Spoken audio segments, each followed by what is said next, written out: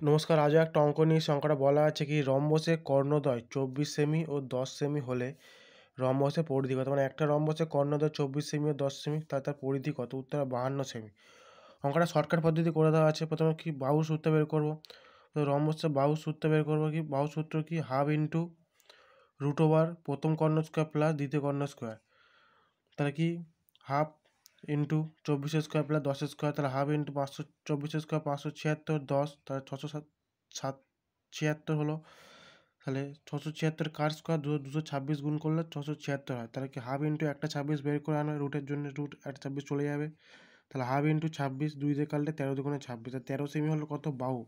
তাহলে পরিধির সূত্র কি আমরা জানি? পরিধির সূত্র কি? রম্বসের সব কটা বাহু সমান হয় অ্যাকচুয়ালি। তাহলে 4 ইন্টু বাহু হবে। তো 4 আর 13 গুণ করলে কত? 52 সেমি। 52 সেমি হচ্ছে উত্তর। প্রথমে আমরা রম্বসের বাহু বের করবো, তারপর পরিধি বের করবো। এবার যদি ক্ষেত্রফল বের করতে বলতো, তো আমরা প্রথম বাহু বের করে ক্ষেত্রফল বের করতে পারতাম। আশা করি সবাই বুঝতে পেরেছো।